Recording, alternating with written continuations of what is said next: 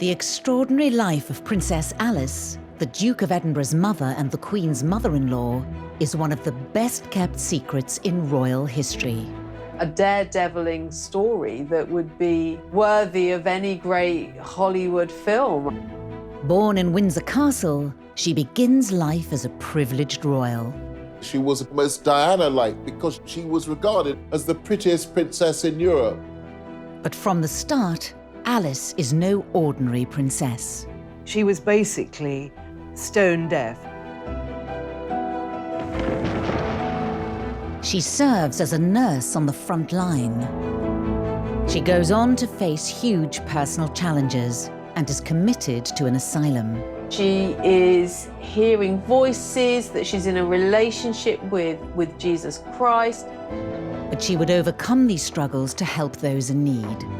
This film will reveal the secrets of Alice's extraordinary life, using rarely seen archive and interviews with those directly affected by her selfless actions, including the Jewish family she saved from the Nazis. If it hadn't been for her, I wouldn't be alive today. Ultimately, she devotes her life to helping others. She'd set up an order of nuns to do her humanitarian work. An amazing character who indefatigably survived through some of the toughest events of the 20th century. Alice was a woman who refused to fit the royal mold. Why has her remarkable life remained out of the public spotlight for so long? Princess Alice is very definitely the royal family's best-kept secret. And what a fascinating life she's had.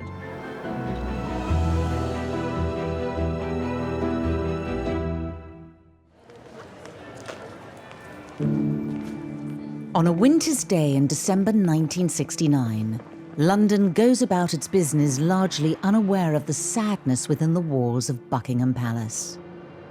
Princess Alice, who was the Duke of Edinburgh's mother, mother-in-law to the Queen and grandmother to Prince Charles, has died in her sleep. Reporting of Alice's death is minimal. It makes just the 4th item in the night's news. The BBC announcement read, "The Duke of Edinburgh's mother, Princess Andrew of Greece, died today at Buckingham Palace. The princess, who was 84, had been in poor health for some time.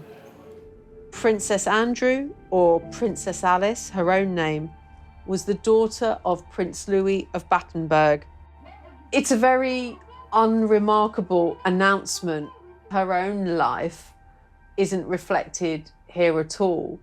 These aren't words of respect, adoration, affection. It's very cold. It simply marks the passing of a life defined by the men around her. Indeed, despite her position in the royal family, Princess Alice has long remained hidden from public glare. Princess Alice didn't give very much away about herself. When she died, she left but 3 dressing gowns which were given to the nurses who'd been looking after her. By that stage, she'd given everything she owned away. She owned absolutely nothing. But Alice's start in life was very grand indeed. She's the great-granddaughter of Queen Victoria, and she was actually born in the tapestry room at Windsor Castle in 1885. As she grows up in the castles and palaces of Britain and Europe, Alice expects to marry a suitable royal partner. In 1902, the coronation of Edward VII provides a perfect opportunity for 17-year-old Alice to find a match. Edward VII himself remarked at his coronation that Alice would be the most beautiful bride of any young prince in all of Europe. A number of different members of royal families arrived in London to attend this event. Princess Alice was one of them, and Prince Andrew of Greece was another. And here, Alice is swept off her feet by the young Greek prince Andrea. That is really where the relationship developed, and it was a love match. It was a real love match. Just over a year later, the couple are married in Germany, It's a royal alliance with serious pedigree. Alice is the daughter of a German prince and a British princess, and the great-granddaughter of Queen Victoria. 21-year-old Prince Andrea is the son of King George I of Greece, himself a distant cousin of Queen Victoria. Andrew was a tall, blonde, handsome young army officer and who enjoyed playing practical jokes all the time. His whole approach to life seemed to be very different from Alice, who was beautiful, but for the most part reserved, silent.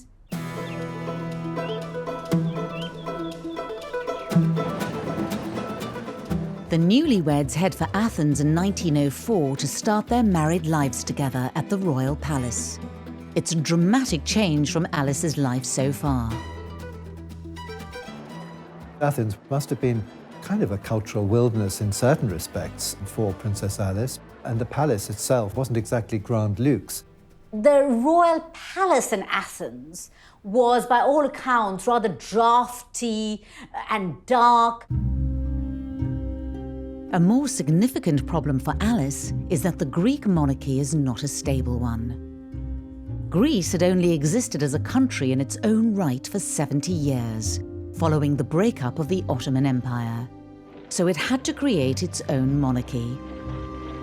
In 1863, Greece turned to Denmark's royal family for a king, and they chose one of their Danish princes.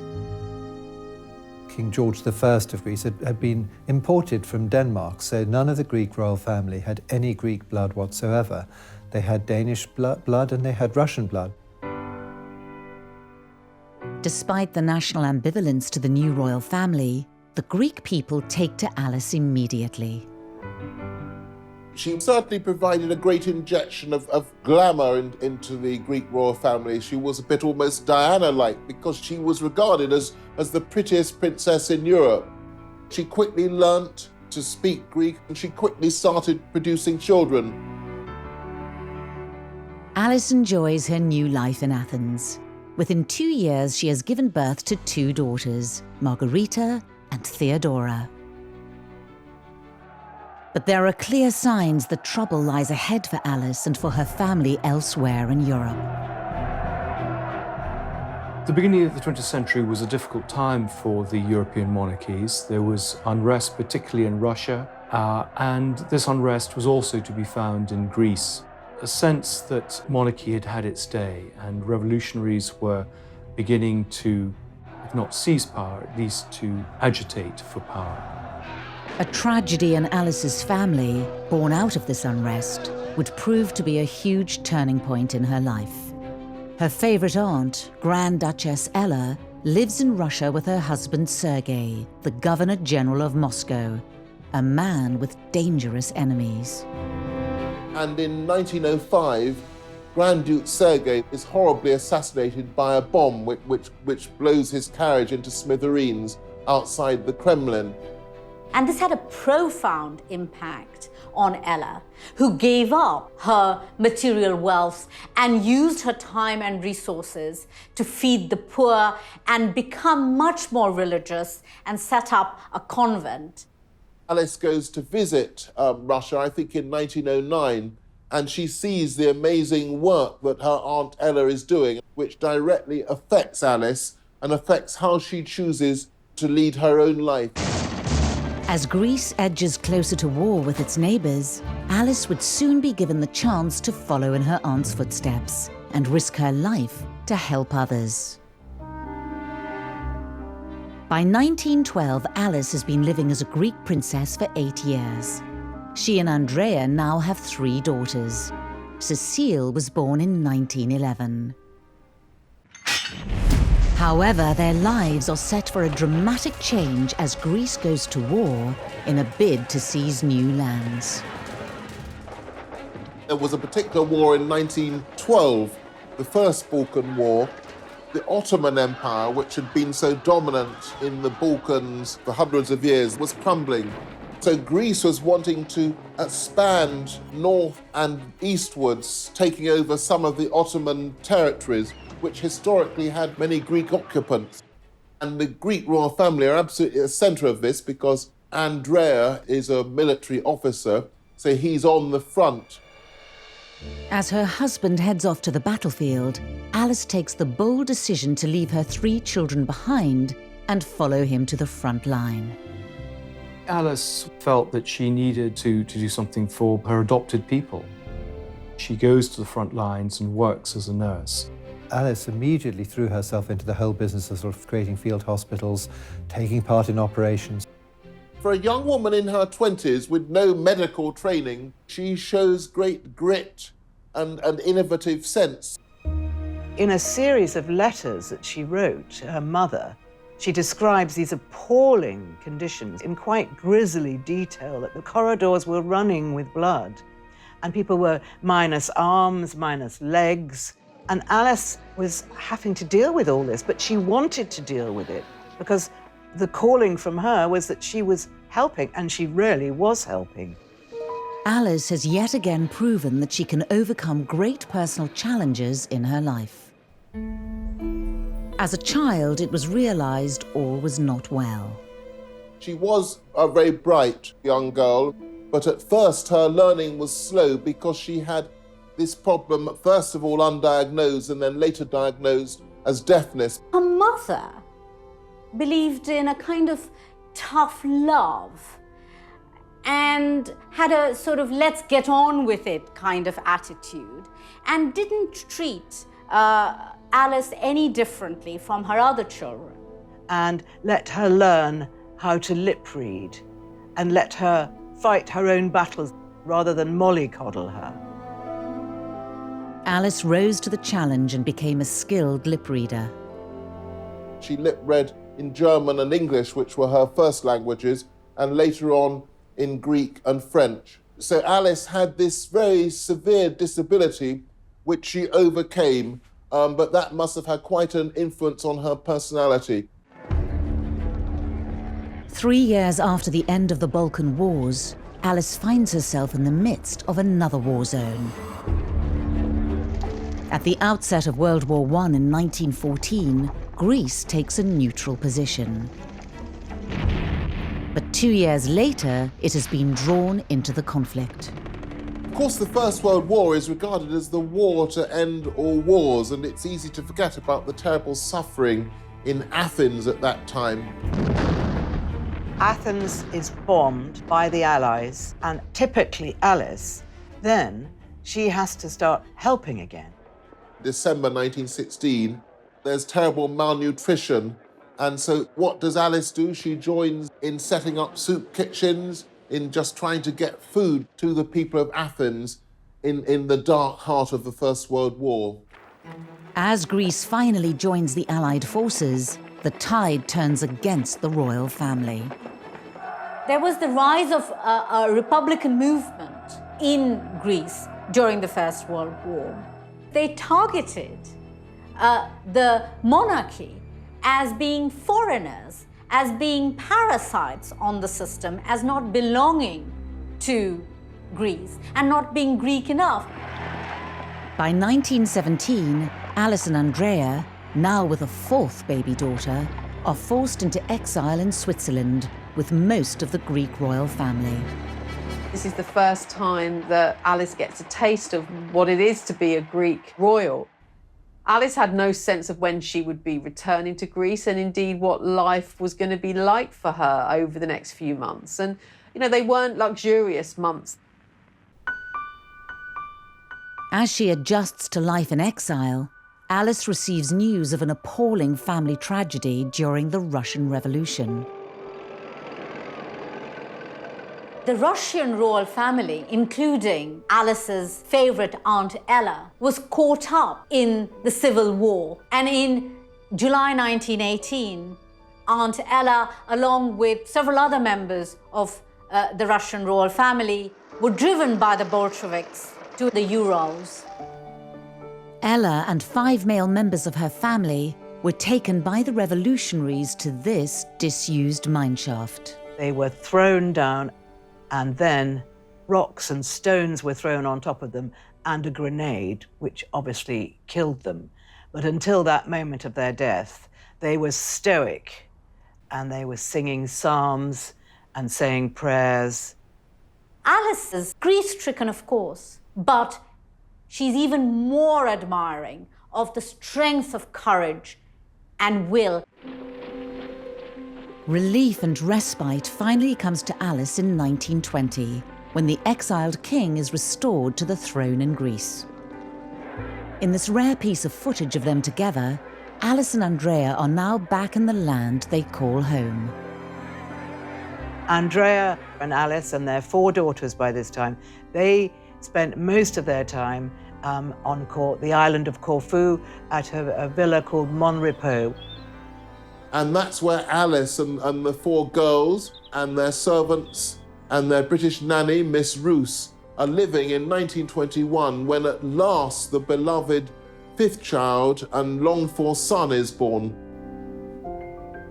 The arrival of Prince Philip, Philippos Andreo as he was called, completes Alice and Andrea's family. But they would not have much time to enjoy life with their new baby. Greece is once again looking to take land from Turkey in their on-off conflict. Andrea is now a major general in the army. And when the Greeks suffer a humiliating defeat and are sent packing by the Turks, the royal family is back in the firing line. Andrea is a scapegoat for the dramatic defeat of the Greek forces.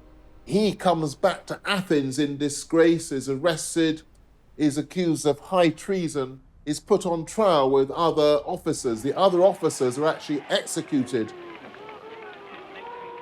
There was clearly only going to be one outcome, and that was Prince Andrew being sentenced to death. And this was, you know, as dangerous as it got. A last-minute, behind-the-scenes deal involving the British government, King George V and the Greek leaders saves Andrea's life. The British cruiser is dispatched to Athens, and this show of strength is sufficient to have Andreas released, and the young family is then in exile once again, but at least they're alive, and Alice is thrilled to have her husband back. They may be alive, but Alice and Andrea flee Greece with little money and few possessions. Now they are in need of a safe home for their young family once again.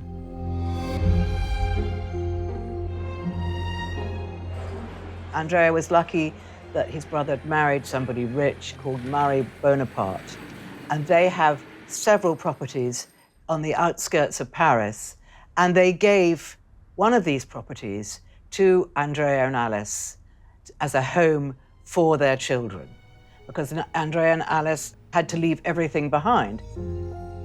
Alice and Andrea would spend 8 years in Paris, but the turmoil they've lived through is finally taking its toll on them.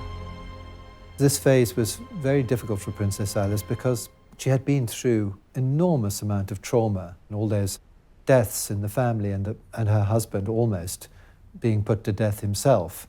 I mean, that would be enough to shake anybody.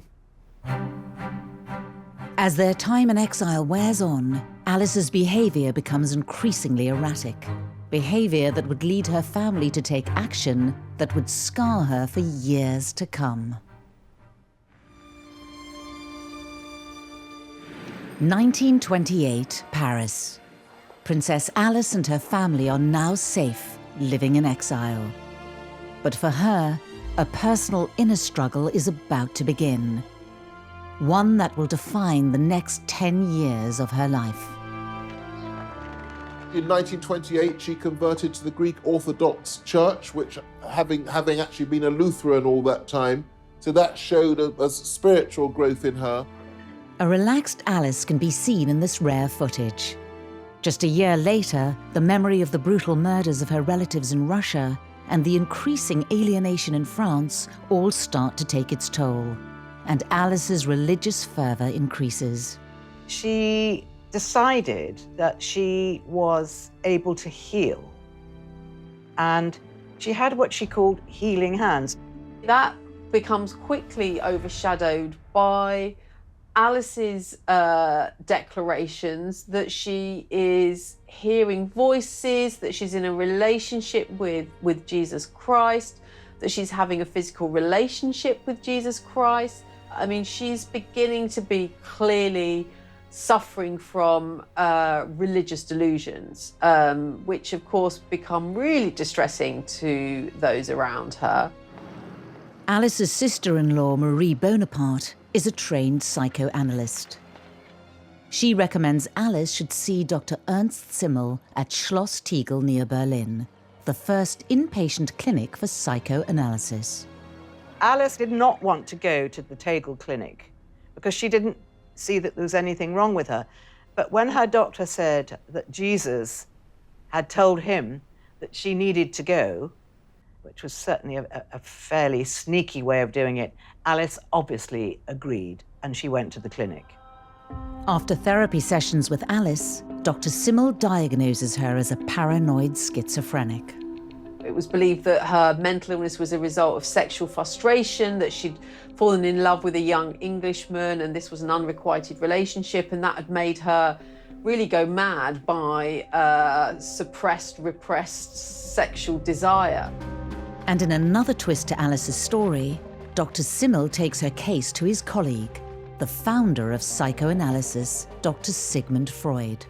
Now, at that point, Freud suggests what is probably the most shocking or the most bizarre, the most puzzling recommendation in the history of psychoanalysis. He suggests to Simmel that Princess Alice's ovaries should be exposed to high-intensity X-rays. The first time I read this, I just couldn't believe what I read, because it hardly counts as a psycholytic intervention. Freud suggests the medical procedure rather than therapy, as he thought it would, in his words, rejuvenate Princess Alice. But the results are devastating.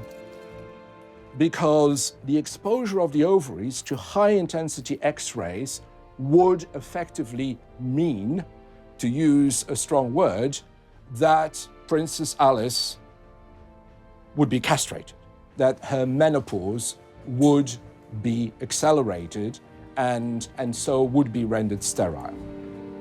Alice's ovaries are X-rayed, but it does nothing to improve her state of mind. Alice was maintaining throughout this period that there was nothing wrong with her. She didn't want to be at the clinic.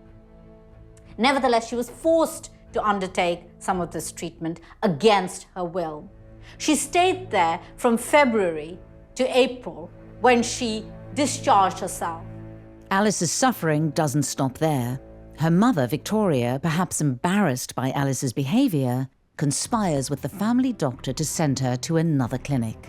So Alice's mother took Prince Philip out to lunch, on a picnic, and by the time he came back, men in white coats had come and taken Princess Alice away. And in the end, which was really, really sad, they forcibly had to inject her and sedate her to get her to the clinic. What was done then was effectively in breach of every convention of civil rights. She was admitted by force on the instructions of her mother and against her will to a psychiatric institution. Alice is sent to the Bellevue Sanatorium in Switzerland. Princess Victoria was generally concerned about her daughter, that she should have proper medical attention. But I think a large part of it was the need to keep her out of the way, that she was a potential embarrassment. Alice's battle with mental illness is compounded by the fact that she's being held against her will. Over 2 years, she misses the landmark moments in her children's lives. She didn't attend the weddings of any of her 4 daughters. And that must have been a matter of great regret and unhappiness for her. Whilst her daughters are married and making their own way in life, Philip, her son, is still just a 10-year-old boy missing his mother. He's always said, well, it just happened. There wasn't really much that I could do about it. I just got on with it. But that must have left a real mark with him because he'd been much beloved by both parents in the first 9 years of his life. Alice's husband, Prince Andrea, sees their marriage as effectively over. Broken and feeling betrayed, Alice tries to escape in July 1932. So during lunch, her nurse has gone out of the room and she makes a bid for freedom, and she jumps out of the window into the flower bed and heads off to the nearest railway station, which isn't far away. When she got as far as the train station, I think she even got as far as into the carriage, where they kind of found out that she was there. She's arrested and brought back, much to her disgust, and therefore her escape attempt hasn't worked. Alice's desperate act convinces her mother she should be transferred to an open sanatorium in Murano, Italy. No longer institutionalized, in autumn 1932, Alice faces the biggest challenge of her life. At the age of 47, could she recover from her ordeal and regain her sanity? She begins by choosing to distance herself from family life and from royalty. She drifted around Europe for several years. So up until 1937, she was living, with one family after another, and particularly sort of settling near Cologne, discussing religious topics, very, very involved with all the things that were interesting her, but not involved with her family. Alice probably thought that with her independence of mind, with her freedom of expression, it wouldn't be easy to go back to her own family, including her mother, who would always be looking over her shoulder, because that would always contain the risk that before long she'd be sent back to a psychiatric institution. Alice's decision to live a solitary life means her youngest child, Philip, is still being raised by relatives. I think it's important not to pity Alice during these years, but neither, I believe, should she be reviled as this heartless mother and callous wife who forgot all about her family and spent her time roaming aimlessly in Germany. What about her husband? After 5 years wandering across Europe, passing from friend to friend, Alice starts to feel like she can finally reach out to her loved ones. The connection with her family begins to be a bit closer as she, in a sense, recovers her health. She begins to communicate with her family a bit more, write letters to Philip. He's encouraged to write back to her. And so the family begins to come back together. But of course, there's to be a terrific tragedy in 1937. Alice's daughter Cecile, pregnant with her 4th child, is involved in a tragic accident. Her beloved daughter Cecile, who's married Don, a Prince of Hesse, and they're travelling by plane, rather than untried technology, it turns out, in 1937. The plane hit a chimney in Ostend in thick fog, and so Cecile, her husband, her 2 boys, his mother and various other people were killed, and also died in the crash the little baby that was actually born in the trauma of the accident. And this was a horrendous event in the family. Cecile and her husband were members of the Nazi Party, and the funeral is held in Germany. This is the first time Alice has seen her family all together in 7 years. Cecile's death could have broken Alice forever. But instead of being plunged into a dreadful, dreadful gloom, because of her strength of will, I think she probably thought nothing worse than this can ever happen to me, so I'm going to get on with my life. And she actually recovered her equilibrium and came out of her phase of religious fervour and started to lead what would be considered a much more normal life. Out of the latest tragedy, Princess Alice emerges with a renewed sense of purpose. In 1938, Princess Alice, mother of Prince Philip, returns to Greece to serve the poor. During her 16-year exile, she survived hardship and horrific tragedy. However, once again, she will soon be placed at the heart of momentous historical events.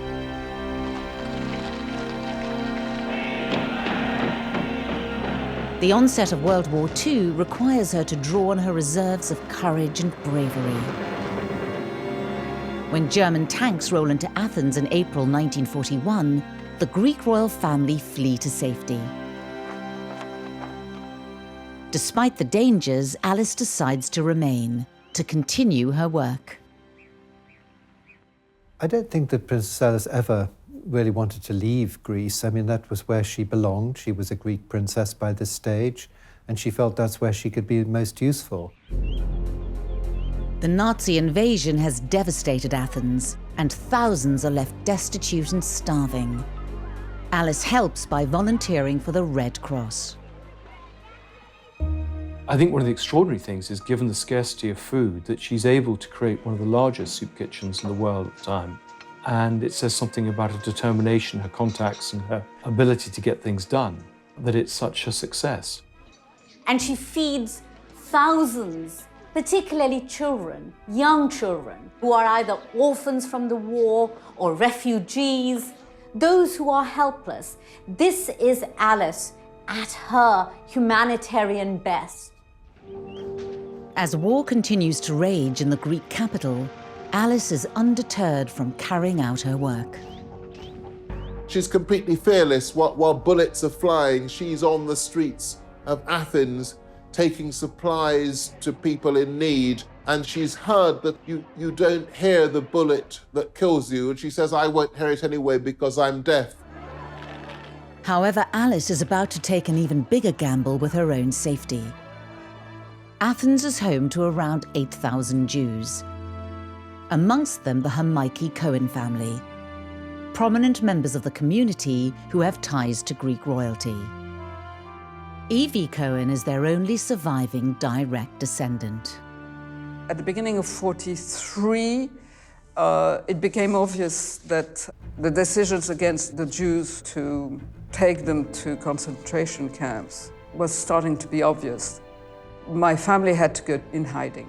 Evie's father, Alfred, decides the family's best hope of refuge lies with Princess Alice. Now he must find a way to contact her. By an extraordinary coincidence, a chance encounter with her lady-in-waiting results in a message getting to Alice.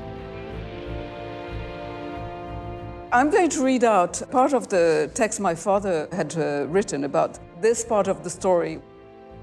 For us, it was an absolute miracle.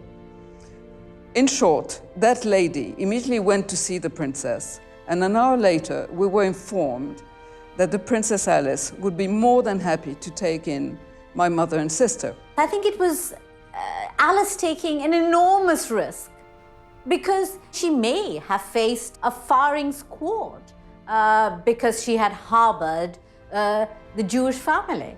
It was an enormous risk.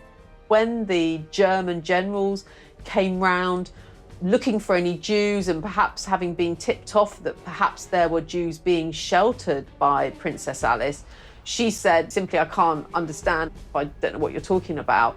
And they just thought she was a silly old woman and left her in peace, which is just as well, because if she'd been caught, she would have been in serious trouble. People were being executed for looking after Jewish families, but Alice had no fear. Her faith was her shield. Incredibly, the Hamaiki Cohen family are never discovered by the Nazis. Alice keeps her own bravery a secret.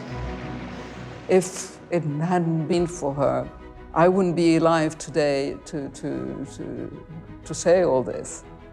And my parents would not have met, and so many other things. Back in Britain, her son Philip has spent the war years re-establishing the family's close links to the British royals, thanks to the patronage of Alice's brother, Lord Mountbatten. Keen to improve his nephew's prospects, Mountbatten encourages Philip's blossoming romance with Elizabeth, the future queen.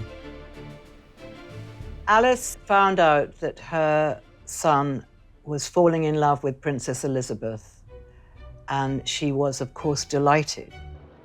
And although she hoped that one day maybe he might become a Prince of Greece, the fact that he was in her own homeland, Great Britain, and had fallen in love with the British princess, who was going to be heir to the throne, she was very, very happy.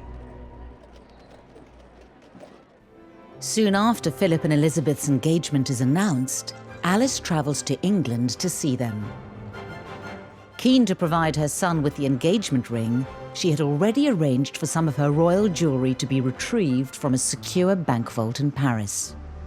She had no money, so she wasn't going to be able to buy an exquisite gift for her future daughter-in-law. So she took one of her tiaras to Philip Antrobus, the jeweller, and she said, take the best stone out of this, and I want it fashioned into a ring for my future daughter-in-law, which is a very romantic thing to do. And I think it is about Princess Alice wanting her son to be seen as good enough in many ways. So here, perhaps for one of the only times in her life, playing the role of the sort of proud, slightly pushy mum who, you know, wants her son to do the right thing and being seen to be appropriate as a husband to the future Queen of England.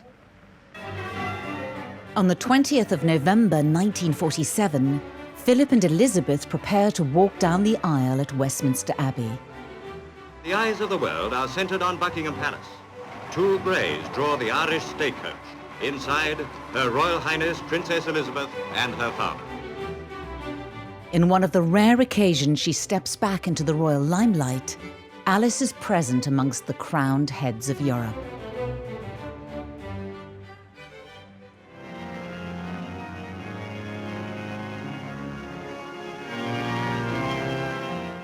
And now they are man and wife. It was, for the British people, a wonderful celebration after the horrors of the war.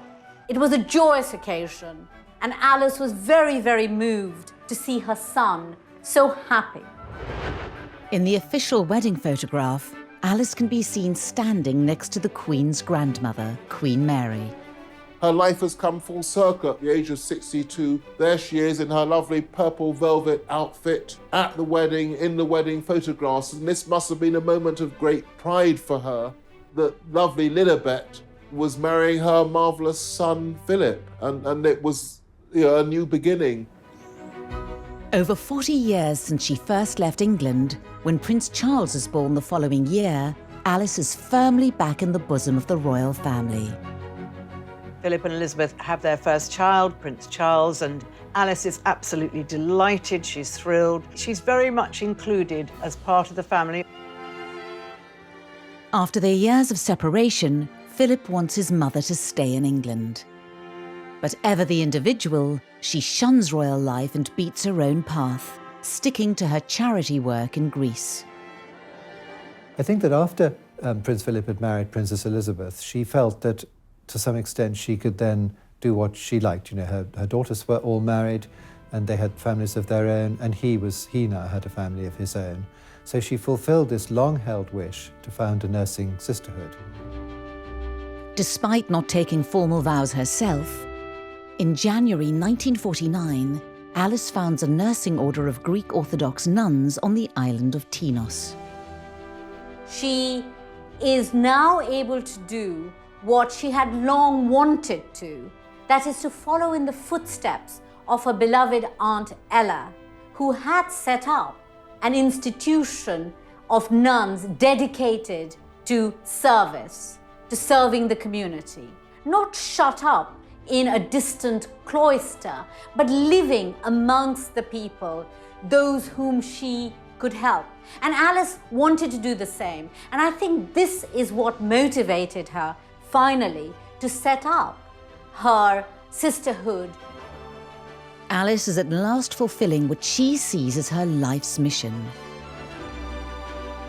While she has now re-established her links to the British royal family, when she attends Elizabeth's coronation in 1953, as this rare footage shows, Her choice of dress signifies both her status and her dedication to her charitable work. Princess Alice of Greece, mother of the Duke of Edinburgh, wears the dove-grey habit of her religious order.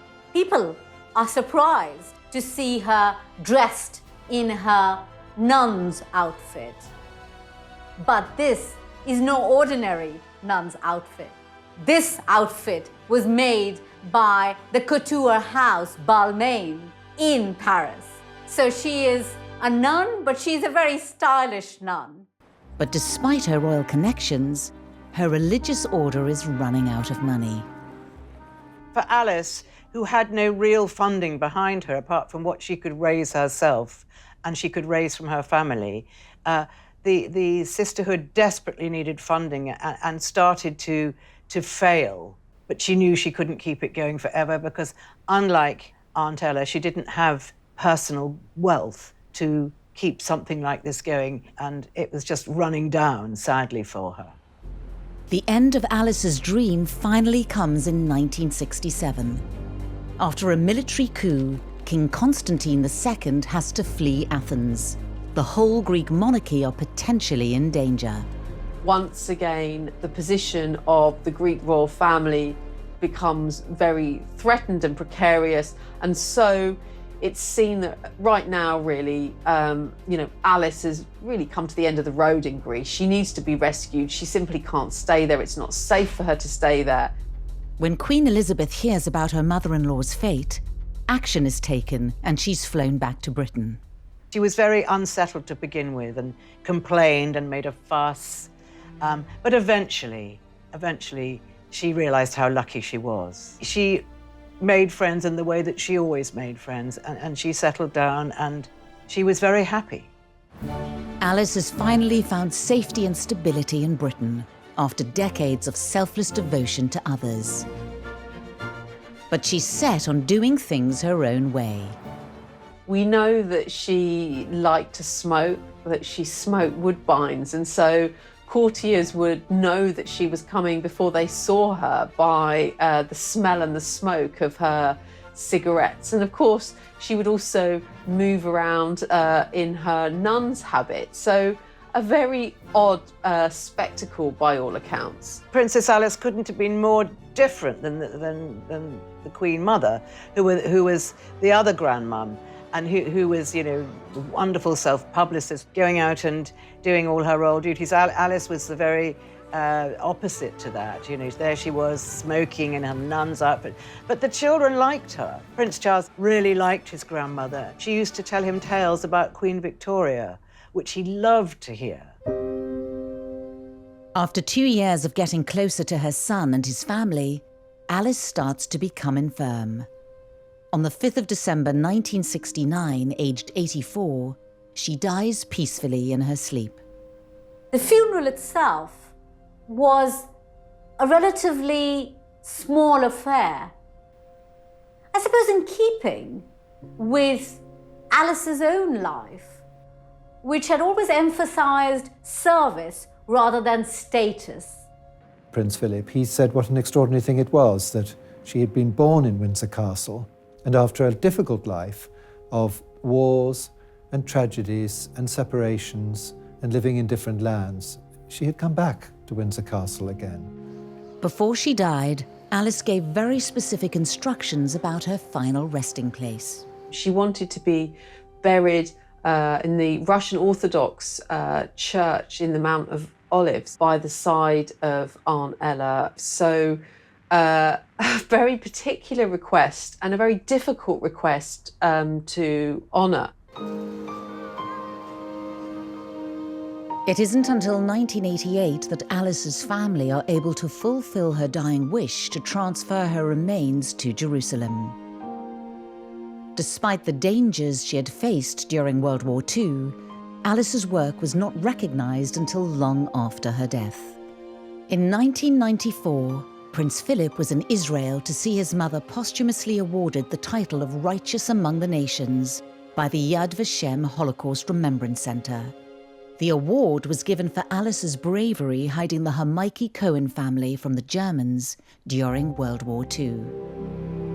She was a person with a deep religious faith, And she would have considered it to be perfectly natural human reaction to fellow beings in distress. Princess Alice, she didn't even think for a minute. She just heard there were people that were in danger and that she felt that she could do something for them. The story of Princess Alice and my family is a beautiful one, and it can, I hope, be an example for the young today to continue to do good things in life, to be human. Both Prince Charles and Prince William have since travelled to Israel to visit Alice's tomb. As the years elapse, the work, the selfless work that she did, is seen as something that the royal family are incredibly proud of. And I think she is, her legacy and her life is being embraced much more by the royals and even the younger royals. And obviously that's very, very good to see.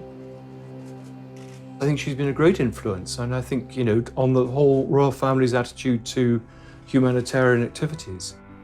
Alice was a royal like no other. The twists and turns of her life spanned much of the 20th century and coincided with pivotal moments in history. Amazing character who indefatigably survived through some of the toughest events of the 20th century and triumphed as a sort of humanitarian icon. A really remarkable life story, and one that shouldn't be forgotten. Prince Philip is one of the British monarchy's most controversial figures. Decidedly old school and occasionally inappropriate. Can you tell the difference between Yes, he is brusque and he can be abrupt. And yes, he sometimes says some things which are totally out of order. A stark contrast to the modern, younger royal family.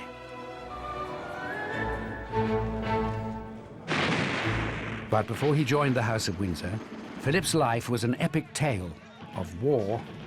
Several people were executed, and Prince Philip's father looked very likely to suffer the same fate. Illness and tragedy. Philip's mother was clearly falling into a state of mental decline. Abandonment.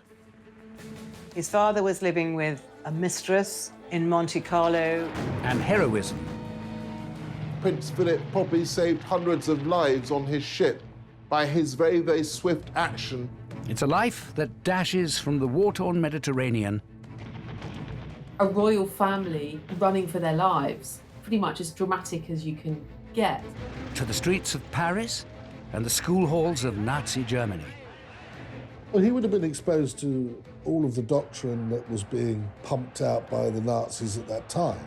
How did this royal survivor come through such extraordinary times?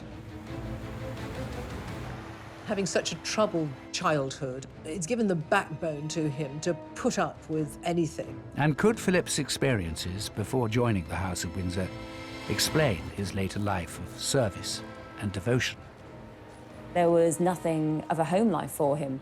There are some people who have difficult home lives who it drives to work harder and to succeed. After 50 years of experience, I find it is a great temptation to give advice.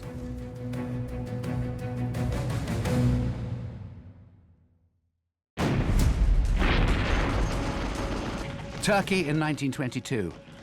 The Greek army is invading its old enemy in a brutal war. One of the army's leading figures is the Greek prince, Andrea, who has recently become father to baby Philip. Prince Philip's father was a major general in the Greek army who were invading part of Turkey, Anatolia, but there was a huge military setback and the Greek forces had to flee to the coast. Following the army's humiliating retreat from Turkey, the pro-monarchy Greek government is overthrown and its leaders are held responsible for the disaster. In the aftermath of this coup, several of the people were court-martialed and executed, including a former prime minister, a former foreign minister, several of sort of top generals. And when the execution was carried out, they all stood incredibly bravely and stared at the firing squad.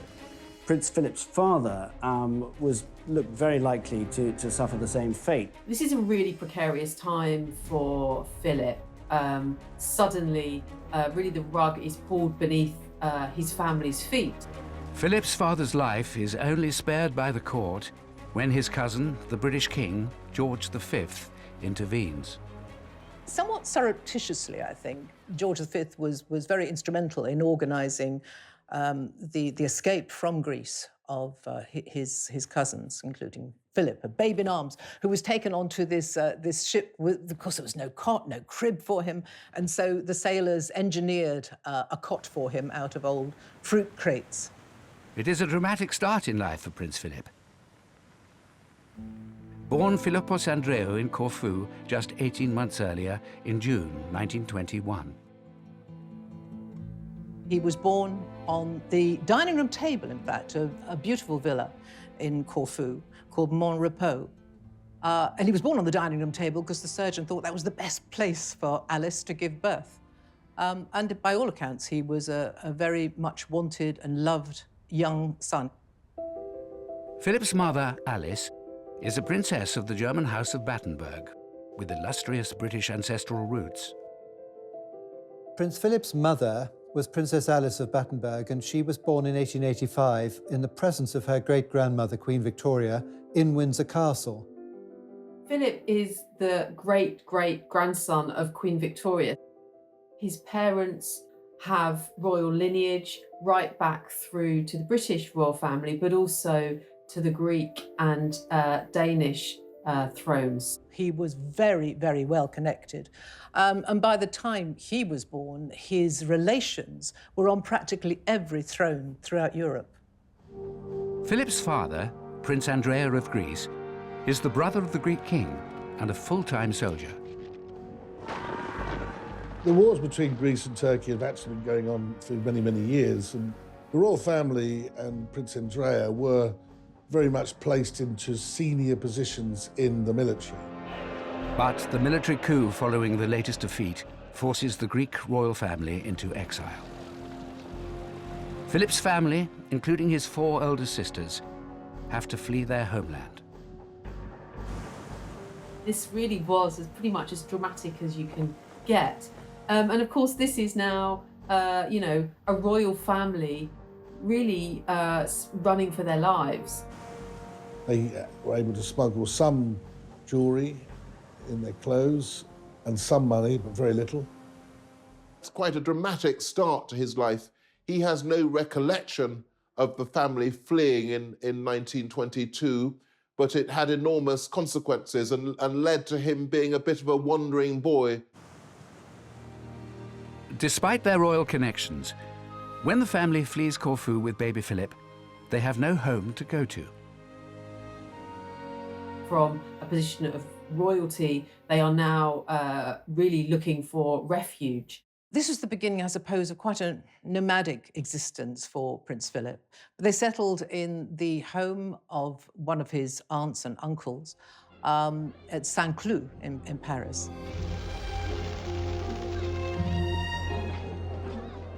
They basically gave the exiled family a house in which to live, and if they needed it, they would help them financially.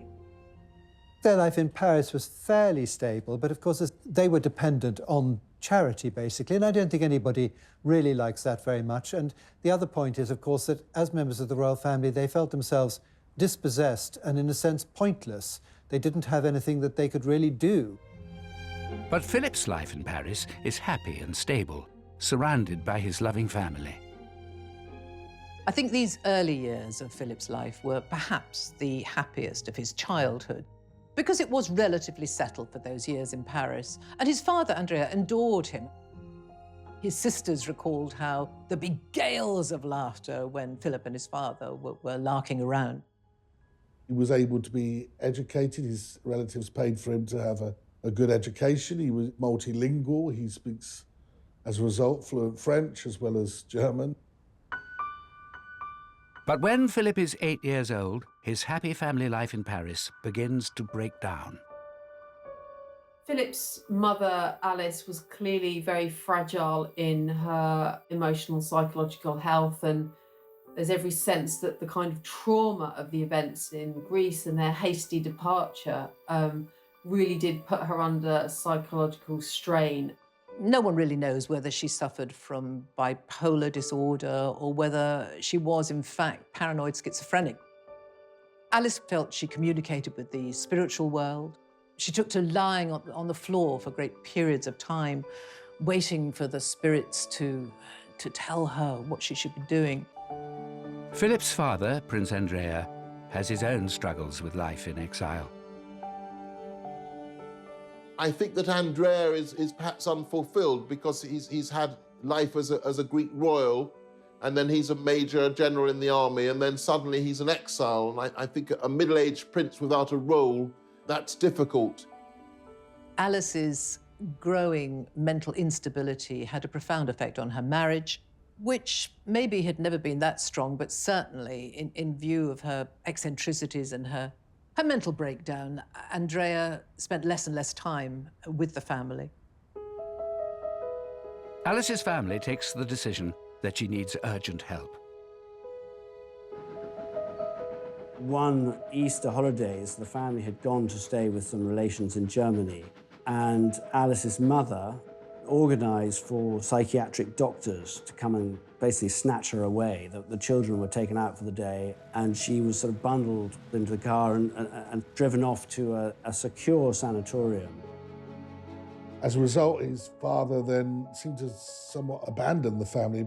Bear in mind, his sisters were older now, and it was just that Philip was quite young. Philip loses first his mother and then his father, all before his 9th birthday.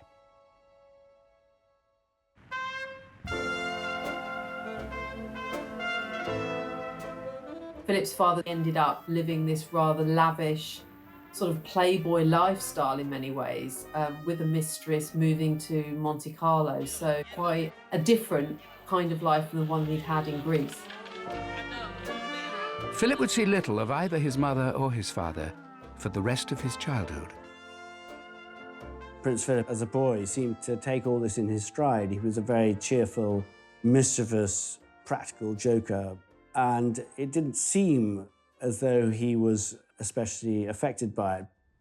I talked to Prince Philip, and he said, and I think this is very significant really, my mother was ill, my father was away, so I had to get on with it.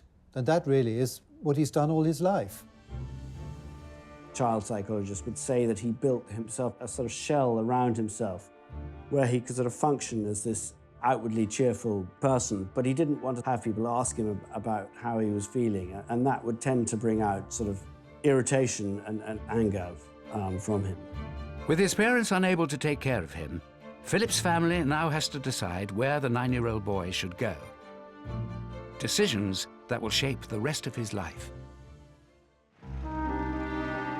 It's Paris in the summer of 1930, and aged just 9, Philip is coping with distress and upheaval.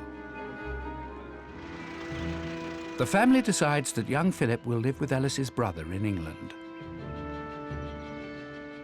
George, the Marquis of Milford Haven, or Georgie as he is known, is Philip's uncle. He is a Royal Navy commander and happily married to Nada, a former Russian aristocrat with 2 children of their own.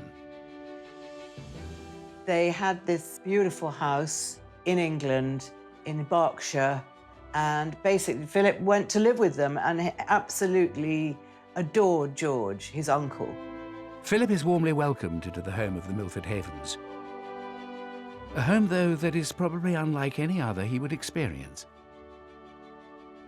Prince Philip, I think, very much enjoyed both of their company. They were very sort of broad-minded. They had what was reputed to be the largest collection of pornography then existing. They sent their son, age of 17, he was sent to a brothel in Paris to round off his education. They were sort of quite out there, but their marriage was very strong. Though there was infidelities that took place in that relationship, what he witnessed as a boy were 2 people that enjoyed love and were warm to him. Philip's whole family, though, play a role in his upbringing. I think he was much loved by the uncles, aunts, by his grandmother, and had bedrooms in several homes, but There would always be lots of planning on where would he go in the school holidays. So he must have felt a lot of his childhood in the 1930s like he was a parcel being moved from place to place in the holidays, from country to country. Some of those holidays are spent in southern Germany with his 4 elder sisters, who have all married German aristocrats. And it's Philip's second eldest sister, Theodora, who suggests a plan that would see Philip's life uprooted once again. When Prince Philip was living with the Milford Havens, some of his sisters were a little bit worried about their sort of bohemian ways. And Theodora, his second eldest sister, was married, and his family had started a school called Salem. Salem was a very different kind of school. And he was packed off there in his early teenage years, which he didn't really want to do. Philip arrives in Germany in the summer of 1933, with Hitler and his Nazi party now firmly in control. 1933, of course, is one of the most cataclysmic years in world history because it's the year that Hitler comes to power in Germany. So it seems a strange decision that that should be the year that Philip is sent for 2 or 3 terms to boarding school at Salem in Germany. The rise of Nazism was the backdrop for Philip's time spent at this school, and indeed a branch of Hitler Youth was established there. For him, it was a sort of rather bizarre and retrospectively interesting time. He saw an awful lot of Nazi saluting, which always struck him as mildly hilarious. It reminded him of boys sort of asking permission to go to the lavatory. At 12, Philip is possibly too young to comprehend the events around him. But all 4 of his sisters and their German aristocrat husbands have allied themselves with the Nazi party. It's an astonishing thing that 6 years before Britain is at total war with Germany, there's somebody who's later to marry the Princess Elizabeth should have been at school in Nazi Germany. With rising political tensions in Germany, after 1 school year at Salem, Philip's family decides that he should leave and finish his education back in Britain. He would say, and has said in his adult life, home, where's home? I don't know where home is. He had many homes. They were very welcoming, they looked after him, but he was essentially homeless. This sense of Philip as really without a home, without a rudder, without a sense of himself, without a clear identity. I think that really marks Philip out in his early years. But Philip finds a spiritual home when it's agreed that he should go to Gordonston, near the Highlands of Scotland. It's a progressive, newly established school run by Kurt Hahn, a German academic and friend of Philip's sister. Gordonston has always been described as a very sort of Spartan place, very sort of outward bound. But actually, it very much appealed to Prince Philip. He developed his leadership skills there. He was already quite independent, but he became, I think, more so when he was there. He did extremely well at the school. The school's ethos pushes the boys to be competitive, practical, and self-reliant. And it pushes them hard. Gordonston was tough, it was exacting, it was very physical. It wasn't just an experience for the mind, it was also one for the body. It was about feeling things, cold showers, waking up early, being pushed to the physical limit. And I think there Philip would have found a sort of distraction perhaps from his emotional pain.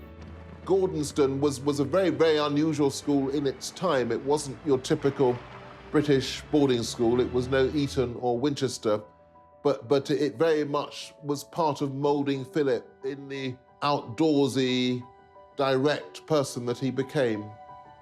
Philip embraces the Gordonston regime, but the trauma that has marked his young life is set to return.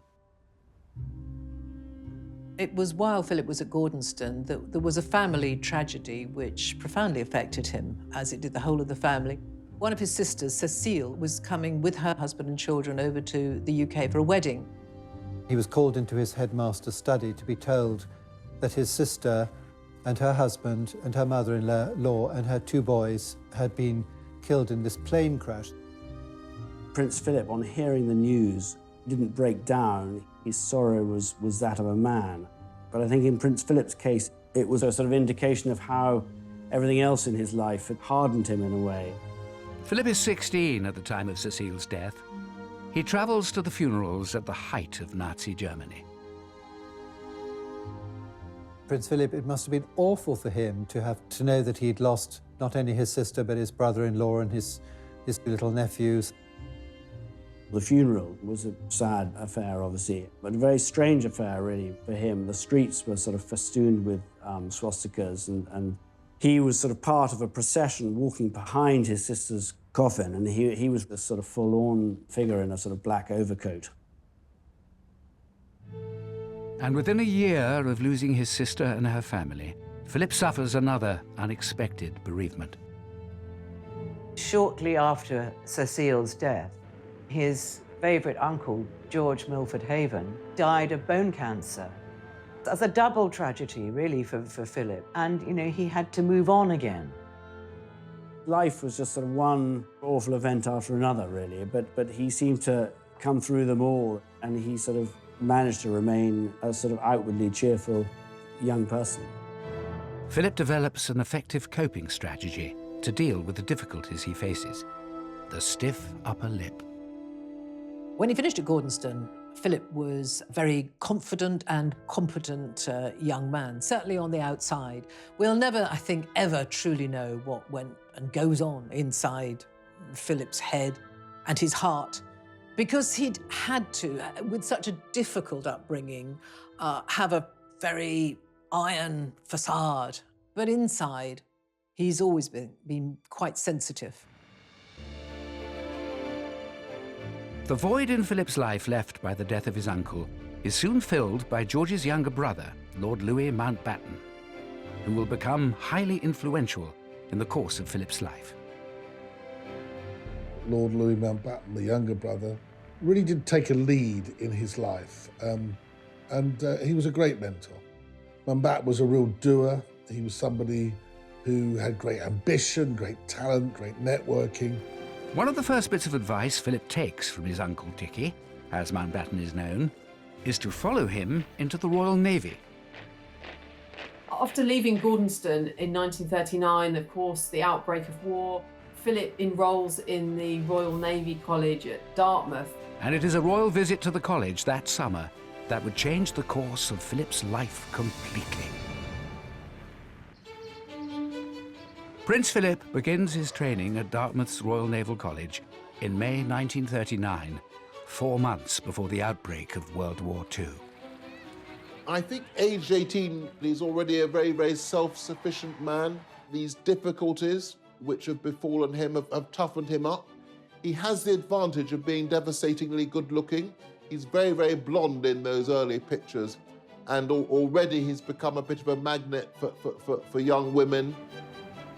The young cadet's charms are on full display when the royal family visits the academy in July. His uncle, Dickie Mountbatten, arranges for Philip to entertain the princesses, Elizabeth and Margaret.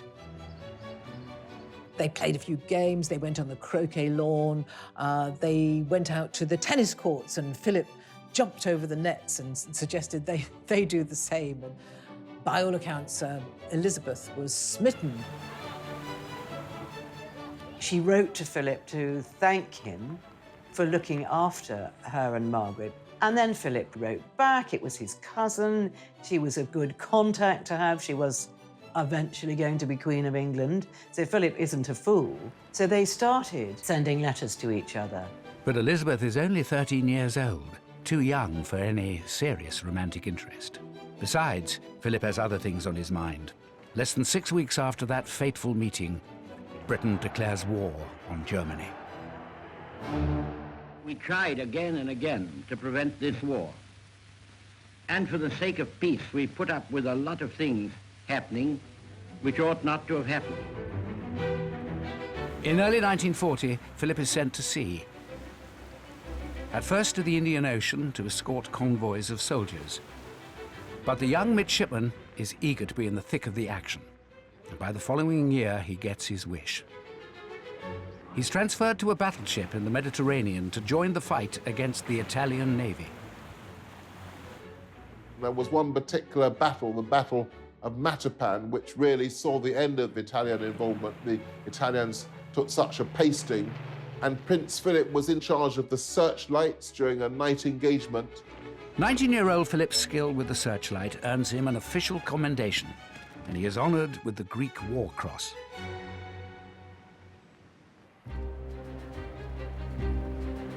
Philip is proving to be a first-rate seaman, and by the age of 21, he has been promoted to first lieutenant, second in command of his ship, HMS Wallis. In July 1943, his leadership abilities are put to the test when the Wallis is targeted by German bombers. As soon as the sort of first round had finished and they went away, you know, Prince Philip knew that they would be back to finish him off. And he had to come up with something pretty quickly. And he prepared a raft with other officers, and they lit burning torches, flares at the end of the raft with smoke coming out, and they set the raft off and sailed very, very quickly, completely dark in the other direction. When the German planes returned, thankfully, instead of bombing Wallis, they bombed this decoy. Prince Philip probably saved hundreds of lives on his ship by his very, very swift action. Philip spends Christmas of 1943 with the royal family. It's soon clear the 17-year-old princess is falling for the 22-year-old naval officer. She fell desperately in love with him. She thought he was marvellous. He was a war hero, he was good-looking, he was kind, just everything she'd ever wanted. But Philip isn't so sure Elizabeth is right for him. After all, marrying the future queen would mean committing to a lifetime of public duty. But whispers about Philip and Elizabeth are beginning to spread, helped by his uncle Mountbatten. By the time Philip returns from his war service in early 1946, he seems to have made up his mind. I think he only started to fall in love with Elizabeth about 1946. When the king started to warm to him and he was invited to more and more family events, he began to see the advantages of what was in front of him, but also the genuine affection would then develop with Elizabeth. Winning Elizabeth's heart proves relatively easy, but winning over her parents and their courtiers is a different matter. Nobody approved of him at all, but Elizabeth, for the first time in her life, she really, really stuck her heels in. This was the man she wanted, and no other would do. To become a more suitable candidate for the princess's hand, Philip makes some dramatic changes. With the help and guidance of Dickie Mountbatten, his uncle, he decided, or it was decided for him perhaps, that he should take on British nationality. And so he gave up his right to the Greek throne, he gave up his Greek nationality, he was no longer Philip of Greece, and he became British and he became Philip Mountbatten. And he also had to give up the religion he'd been baptized into. He was no longer Greek Orthodox, he now had to be Anglican. So they really do everything to change Philip into the English man they wish he was.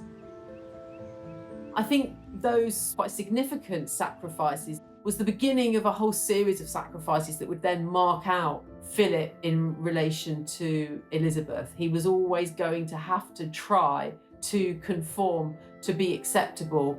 By the summer of 1947, Philip and Elizabeth have finally won the King and Queen's blessing. In these, the first special studies of the pair since the news of their engagement, it's easy to see the radiant happiness of the princess as she and her very good-looking husband-to-be pose for the cameras in the palace. Philip marries Elizabeth on November the 20th, 1947, at Westminster Abbey. The wedding day of Philip and Elizabeth couldn't have been grander, couldn't have been more spectacular. People got very, very involved with it and very excited by it. And the crowds were absolutely huge. Everything about the wedding is reinventing Philip. He's a great war hero, he's practically British, and now he's the marvellous future consort of the marvellous future queen. But for all the joy of the wedding day, there's a bitter pill for Philip to swallow. His mother is the only member of his immediate family by his side. His father, Prince Andrea, had died during the war, after not seeing his son for many years. And his sisters are not invited. It was deemed that his sisters who'd married Germans should not come over. It was too soon after the war. And so that was a source of great disappointment for him.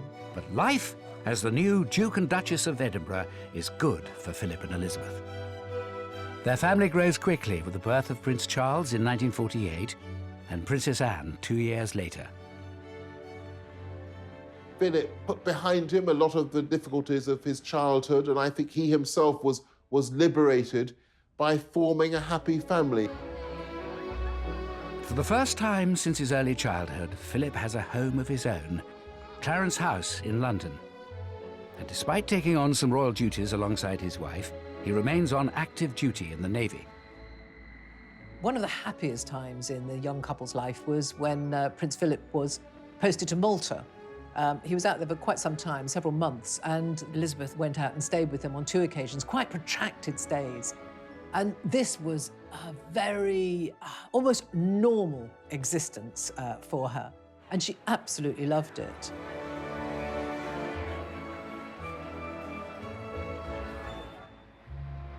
But in 1951, King George VI becomes ill with what is later revealed to be lung cancer. It falls to Elizabeth and Philip to take on more royal duties in his place, including a tour of the Commonwealth nations in early 1952. They were going to be away for several months. So they set off for Kenya, hoping that when they came back, the king would be okay. But it was not to be. Just days after their departure, on February the 6th, King George dies in his sleep. A royal aide breaks the news to Philip. Philip has to break the news to his wife that her beloved father is gone, and also that everything has changed overnight. She is now the queen, he is now the consort, and the life they had before is over. Their entire life changed. When they arrived on the tarmac at London Airport, Elizabeth came down the steps first, and Philip hung back. And then, of course, the realization that the rest of his life, he was going to be 2 steps behind his wife, must have really hit him. The first step Philip must take is to sacrifice his day job. As consort, Philip has to give up his naval career, which is quite difficult. It's something he fought for so long, and he's not allowed to keep his job. He was about to be promoted to commander, he was going to be in charge of a big ship, so all of that had to be shelved. It was very difficult for Philip to accept this role of second in command when he'd used to being in command. Philip, though, is bucking the trend. In post-war Britain, most men have the expectation of being master of their own households. For Prince Philip, that expectation is turned on its head. Philip becomes consort in the midst of the 1950s, at a time when patriarchy and hierarchy absolutely rules. Women are at home as housewives, and here is Philip effectively being thrown into position of the country's ultimate house husband. Philip now has to work out what he is going to do. There is no job description with the role of consort to a queen. Albert was the last, nearly 100 years earlier, to Victoria. It was the beginning of a very, very difficult period in his life. Philip sees himself as a modernizing force, but is frustrated by resistance from powerful figures within the palace. Philip finds his role of consort as being squashed by his mother-in-law because Queen Elizabeth, the Queen Mother, wants to stay in Buckingham Palace, have a role of influence over her daughter. And what you start to see happening during the early reign of Queen Elizabeth is that there really becomes this battle between Prince Philip, who has ideas about changing the royal family, and Queen Elizabeth, the Queen Mother, who wants everything to stay exactly the same. As newlyweds, Princess Elizabeth and Philip were living happily in Clarence House, where Philip had overseen the wholesale modernisation. So they had all the mod cons, and Philip loved mod cons, and they had washing machines, dishwashers, they had all the latest gadgetry, which Philip loved. But as monarch, Elizabeth is expected to move into Buckingham Palace, which is a personal blow for Philip. No one likes living in Buckingham Palace. Buckingham Palace is really a big office, and no one ever seems to like living in there, and they were no exception. Philip, though, launches himself into revolutionising how things are done at the palace. He went around Buckingham Palace, literally room by room, looking at what needed to be modernised, how communication around the palace could be improved. So he began to question the way things were being done. Of course, that didn't go down at all well, where things were done year after year, decade after decade, because that's the way tradition would have it. Now, he wanted to shake all that up. And so he made himself incredibly unpopular with an awful lot of the grey men, if you like, at the palace. Undaunted by the forces opposing him, Philip persists with his determination for a greater role. He wanted to do more and he wanted to have an influence, and the Queen knew that, and she put him, for example, in charge of the Coronation Commission to oversee the arrangements of the coronation. And here we see for the first time Philip being something of a maverick, perhaps because of his status as being an outsider, having a different kind of perspective. Philip feels very strongly that the coronation should be more modern, there should be open, that the BBC's request to televise it should be admitted. And there are traditionalists who disagree with this. They think it could undermine the majesty of royalty. But Philip sees the advantages of harnessing the new medium of television. He, for example, knew that the coronation was going to be a critical event, saw the opportunity of making the coronation this global event like none other, letting the television cameras into the Abbey for the first time. And against the reservations of the government and Winston Churchill, Philip really pushed that through. Philip is always battling to have his ideas taken seriously, always having to fight, because lots of people will say to Elizabeth, was that Philip's idea? Well, no, because they really exclude him and ignore him. For almost 2 days and nights, the crowds had been assembling in sunshine and rain for the moment when the young Queen, radiant in her exquisite gown, left the palace for Westminster Abbey. The coronation takes place on June the 2nd, 1953, with television cameras capturing every moment. More than 20 million people in Britain tuned in to watch the ceremony. And 8 years after the war, another victory. Philip's sisters are allowed to attend, and so does his mother, Princess Alice, who is now living as a nun in Athens.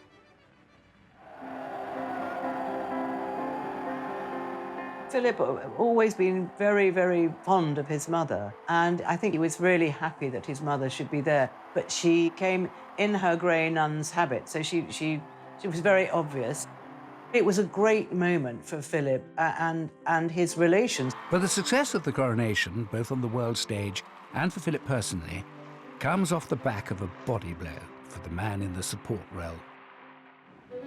After their marriage, the couple were known as the Edinburghs. But once Elizabeth ascended the throne, the plan is that she will be part of the House of Windsor.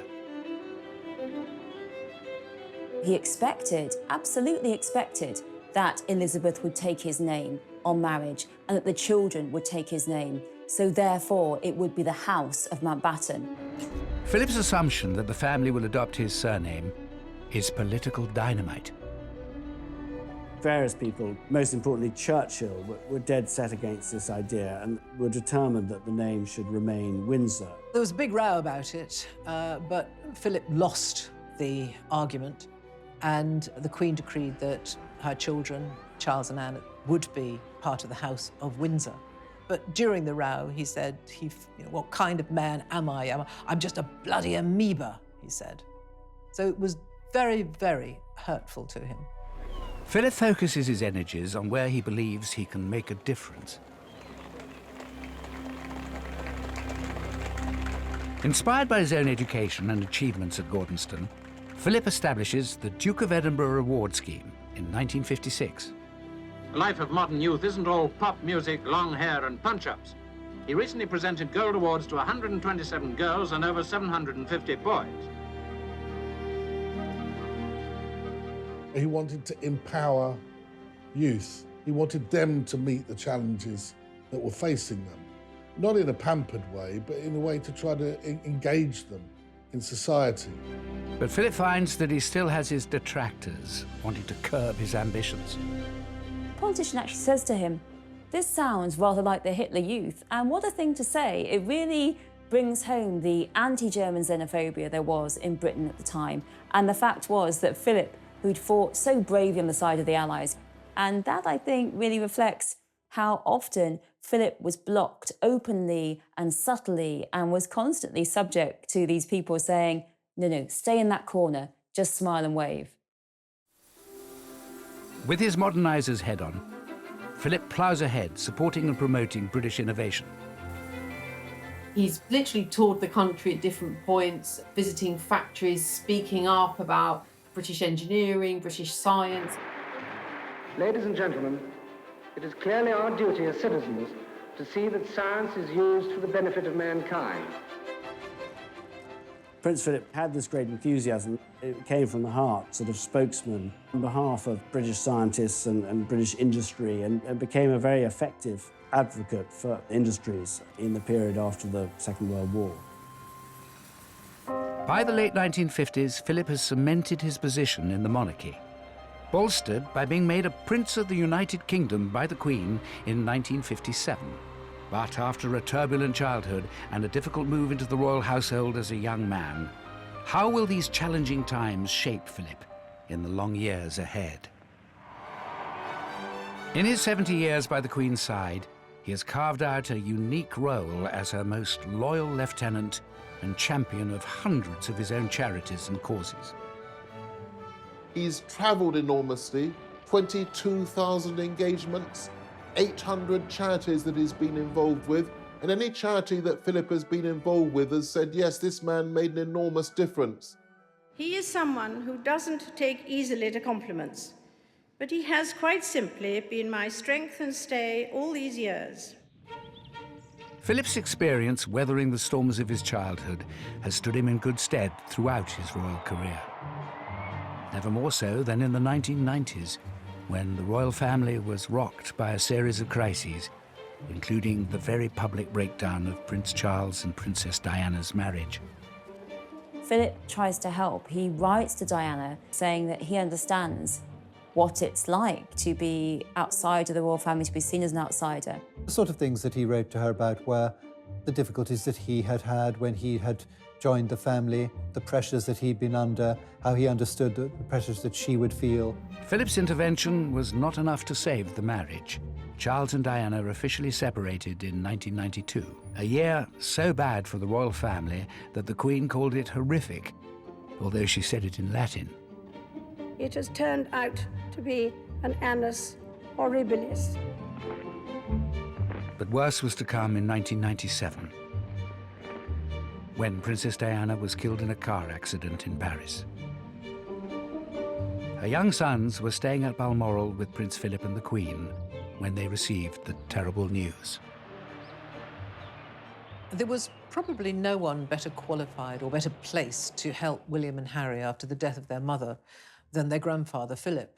You have to remember that he had essentially lost his mother when he was just coming up to 9, when she was committed to a sanatorium. His father also virtually abandoned him. So he was very empathetic, obviously, towards his grandsons, William and Harry.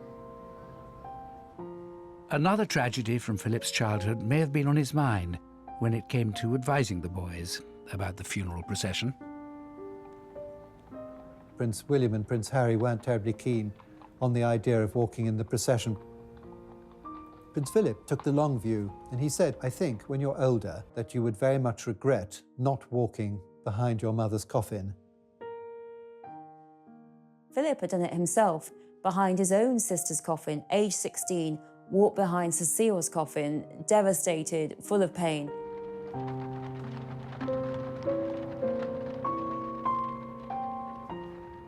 Although people, when you look back, think it was something too much for Prince Harry to do, and he himself has reflected upon that, I suspect as he gets older, he'll be pleased that he did it and that he listened to the wise counsel of his grandfather, somebody who I think has experienced great tragedy in his life.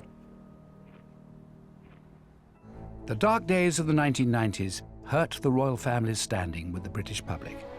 Prince Philip plays an important role in helping restore the family's popularity in the 21st century. In 2020, the royal family is facing new challenges, not least the departure of the Duke and Duchess of Sussex. The Duke and Duchess of Sussex have announced they intend to step back as senior members of the royal family. I think we all know from recent history that becoming part of the British royal family is not easy. Diana bailed out, Fergie bailed out, Harry and Meghan have both left royal duties. It's not easy, but I think Philip really made the best of it. On the occasion of their golden wedding anniversary, Philip gives an insight into one of his guiding principles. The main lesson that we've learned is that tolerance is the one essential ingredient of any happy marriage. It may not be quite so important when things are going well, but it is absolutely vital when things get difficult. It's August 2017. Prince Philip takes one final salute before retiring. And then... The nation mourns His Royal Highness Prince Philip, the Duke of Edinburgh, who has died at the age of 99. Buckingham Palace made the announcement just after midday today, saying the Duke passed away peacefully at Windsor Castle.